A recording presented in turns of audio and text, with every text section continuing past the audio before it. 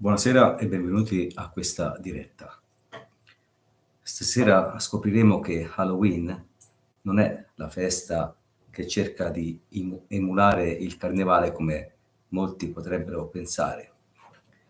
Scopriremo delle cose sorprendenti e alla fine di questo contributo ci accorgeremo che Halloween probabilmente è da considerare una delle feste più sacre in assoluto, la festa in assoluto della ricerca della luce. Questo lo sapevano bene gli antichi e per antichi mi riferisco alle antichissime popolazioni celtiche, germaniche e ancora prima alle popolazioni a cui fa riferimento Felice Vinci quando parla degli antichi popoli che scesero dal nord e andarono a formare le grandi popolazioni sumeriche. Allora il calendario era di 10 mesi. La collocazione di Halloween al 31 ottobre nell'antico calendario figurava nell'ultimo giorno dell'anno. Quindi Halloween era l'ultimo giorno dell'anno. Si configurava come il grosso passaggio dall'anno precedente a quello successivo. Calendario di 10 mesi che vedeva l'ultimo mese in dicembre, quindi i 10 mesi erano marzo, aprile, maggio, giugno, luglio, agosto, settembre, numero 7, ottobre 8, novembre 9, dicembre 10. Quindi Halloween era sostanzialmente nel vecchio dicembre, prima che i calendari venissero tutti scombussolati, prima dall'arrivo degli antichi romani, poi dall'arrivo della religione che attualmente è più frequentata. Halloween, già dal nome, si configura come una festa sacra. Bisognerebbe infatti rivedere l'etimologia che molte persone hanno attribuito alla parola, cercando di infilarci dentro la versione di Ognissanti in inglese antico e vedere invece, cercare di intravedere la sua etimologia più pura, che chi ha analizzato le etimologie non ha forse voluto vedere per dare magari spazio a una connotazione più religiosa in chiave cristiana. Halloween potrebbe essere una parola composta da due parole. Hallow, allaz, è norreno, che significa tutto o può significare anche saluto, quindi hello o all, e win. Quindi Halloween potrebbe significare la vittoria su che cosa? Su tutto. Cos'è tutto? Il tutto potrebbe essere, in questo momento dell'anno, come questo, il buio, perché Halloween cadeva nel pieno inverno del passato e nel pieno autunno attuale, momento in cui la luce è minore, le giornate sono più strette, più corte, e quindi le popolazioni antiche, per scongiurare di precipitare definitivamente nel buio, cercavano di illuminare le notti e di alleggerire la tensione, illuminare le notti con la versione antica della zucca con dentro la candela, scongiurare il precipitare nel buio con maschere, feste, falò, divertimenti che partivano molto prima dell'ultimo dell'anno antico. Ciò che rimane oggi, e che ho detto all'inizio di questo contributo, quindi la somiglianza a un carnevale, è solo un piccolo retaggio dell'importanza che un tempo assumeva la festa, non solo nel mondo celtico, ma in tutta Europa, come ha notato il Fraser quando andò come è noto il frase, quando andò a approfondire tutti i retaggi culturali delle popolazioni praticamente del mondo, in particolar modo quelle europee. Il Fraser notò in più parti d'Europa, fino a avvicinarsi alla Russia, che persisteva ancora questo retaggio antico della festa, e si parla di decenni e decenni fa, e che ancora decenni e decenni fa le popolazioni ritenevano che il 31 ottobre fosse l'ultimo dell'anno e che il 1° novembre fosse il primo dell'anno. Questa confusione, come ho detto prima, in tempi remoti fu causata dall'abbandono del calendario di 10 mesi e dall'arrivo del calendario di 12 mesi che si presentò per la prima volta nella storia nel corso della civiltà sumerica, che adottò i multipli di 6 e i divisori di 6 per creare l'odierno orologio, quindi 60 secondi, 60 minuti, il cerchio stesso, 360 gradi, 12 mesi di 30 circa arrotondati giorni ciascuno, 12 costellazioni. Tutto stava, secondo l'ottica sumerica, dentro al 6, ai suoi multipli e ai suoi divisori. Tra l'altro tutti numeri ritenuti magici. Ma i sumeri stessi dicevano, come riporta Caldeo nel bellissimo libro intitolato Quando i Romani andavano in America, gli stessi sumeri ritenevano di essere discendenti di un'antichissima popolazione proveniente dal nord. Ora, chi erano i Celti, chi erano i vichinghi antichi, quelli citati da Felice Vinci, quindi si parla dell'età del bronzo, chi erano gli antichi germanici? Sicuramente non erano popolazioni di contadini sprovveduti, dal momento che hanno lasciato i monumenti più antichi esistenti in Europa. Faccio riferimento a due in particolare: Newgrange in Irlanda, che ha circa 6.000 anni e che è perfettamente, cioè, entra in una fessura e va a illuminare una stanza precisa.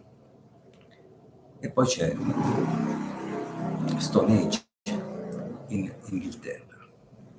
Ci sono poi sparsi in tutta Europa numerosissimi dolmen, quindi strutture fatte di 2 pietre in verticali e una pietra posta in orizzontale, spesso monoliti.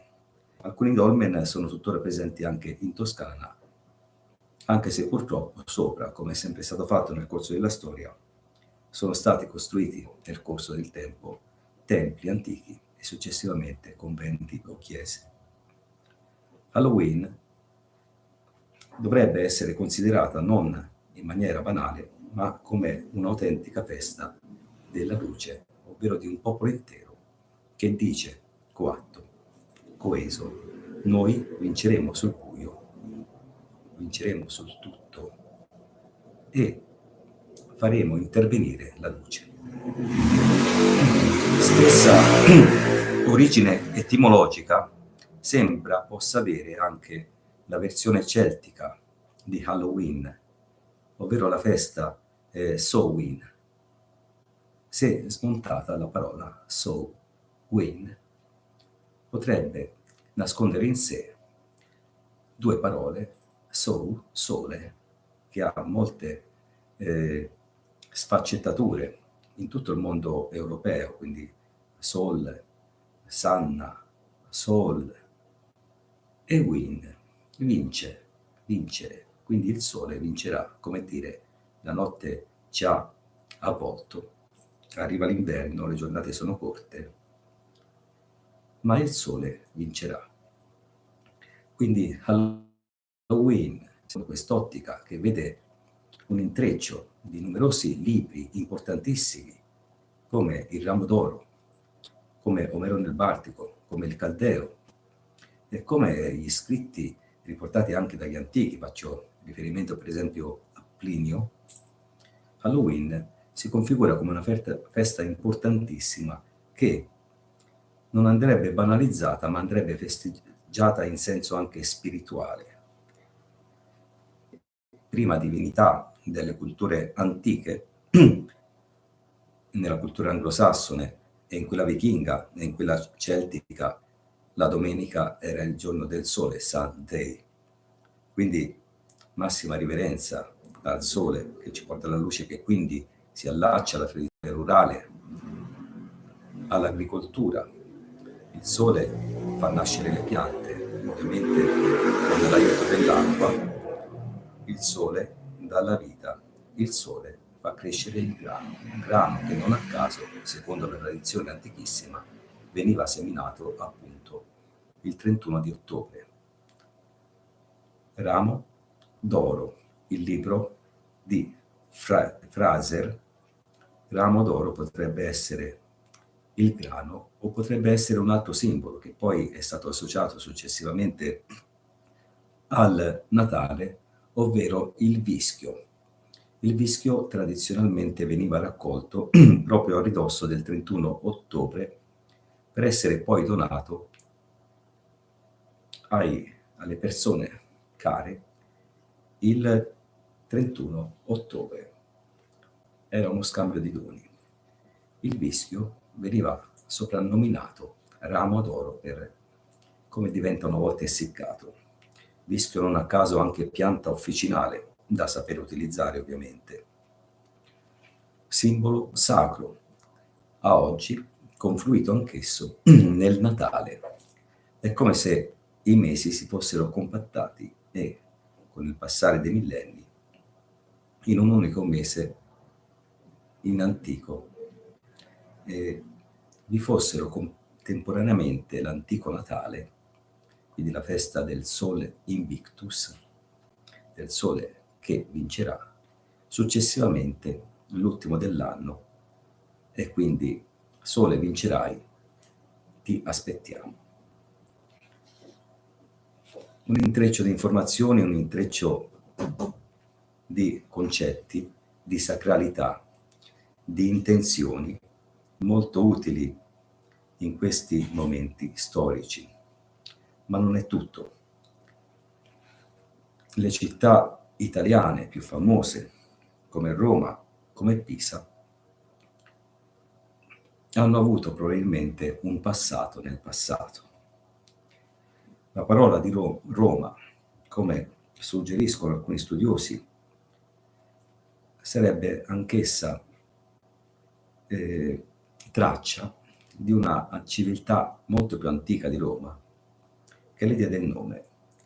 Rome o Roma era anche il nome antico del Tevere. Infatti Rome o Roma in norreno, ma anche in celtico e anche in toscano, significa scorrere, corrente. Per esempio in pisano rumare vuol dire mescolare, rumare la minestra. Questo lascia pensare che questa antica civiltà, portatrice delle feste più sacre, mai scomparse e sempre riaffiorate, antica civiltà che provenne 6-8 mila anni fa dal nord Europa e poi scese in Grecia per formare l'antica Grecia, come sostiene Felice Vinci. Prima ancora in Mesopotamia, per fondare le antiche civiltà di cui ho già parlato. Contemporaneamente, magari in Italia, per fondare ciò che fu la prima Roma e ciò che fu la prima Pisa. Questa antica civiltà diede origine probabilmente a queste feste, ai calendari, alle cerimonie che comunque sia sono arrivate anche a noi. Quella del Natale, come quella della Pasqua, come quella dell'ultimo dell'anno, come quella di Capodanno. Capodanno in antico, il 1° novembre, convertito poi, mi pare nell'VIII secolo, nel IX, in festa di Ognissanti, un vizio che hanno avuto tutte le religioni, quello di rinominare le feste sacre per far sì che fossero dimenticate. Ma le feste sacre, come tutto ciò che è sacro, riaffiorano sempre e, quando vengono tradite nel loro intimo, o nella loro essenza, o nel loro nome, comunque sia, riaffiorano per suggerire a chi vuole ascoltare la loro vera identità ancestrale, primordiale, che non deve essere dimenticata. Mai come oggi probabilmente c'è bisogno di luce, di speranza. In un mese, tra l'altro, contraddistinto da un'apparizione strana proprio a Roma, una scultura di un centinaio d'anni fa che si intitola La porta dell'inferno. Ovviamente l'arte è arte e va presa per com'è. Sembra però un po' inopportuno in questo momento storico che Roma si caratterizzi non per essere come è stata, simbolo di luce, di speranza, di apertura, di voglia di contatti con l'Altissimo, simbolo invece di ciò che è proprio contrario alla luce, del mondo sotterraneo, di quello che le culture norrene chiamavano Hell, uno dei piani, degli strati, dei monti della tradizione norrena e quindi dell'inferno. L'inferno dantesco si dice, quindi è solo arte.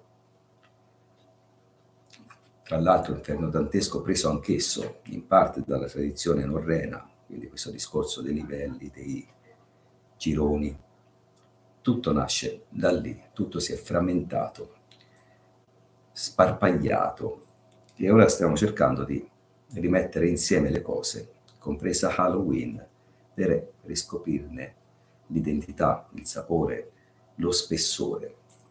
Halloween, festa sacra, portata dai sacri antichi e distribuita ovunque. Anno di 10 mesi con inizio a marzo.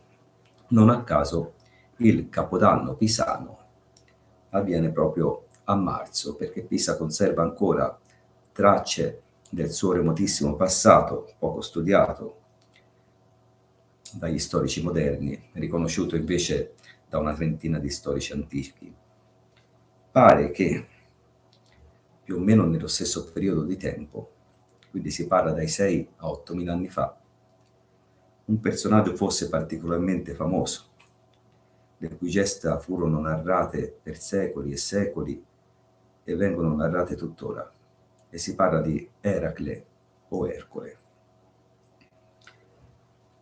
Si narra che a Pisa esistesse un tempio di Ercole, attualmente probabilmente sito sotto la chiesa di San Piero a Grado.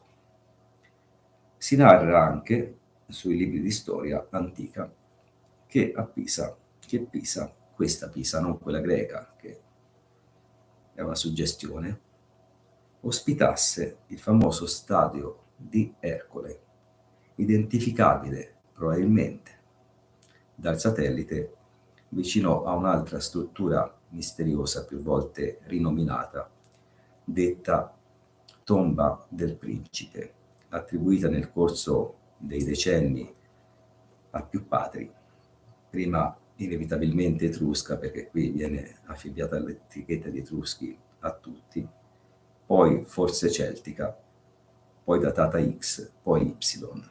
Probabilmente questa tomba del principe, che assomiglia vagamente a Newgrange, che però ha 6.000 anni, è un retaggio di antichi resti tuttora presenti sottoterra, come lo stadio di Ercole, che potrebbero raccontarci molto anch'essi delle antiche origini di Halloween, di luce, di bellezza e di speranza.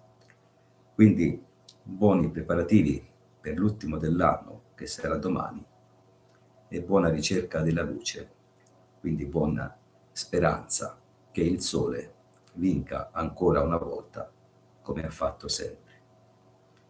Grazie per esserci stati, arrivederci. Sì, ma cosa succederà domani?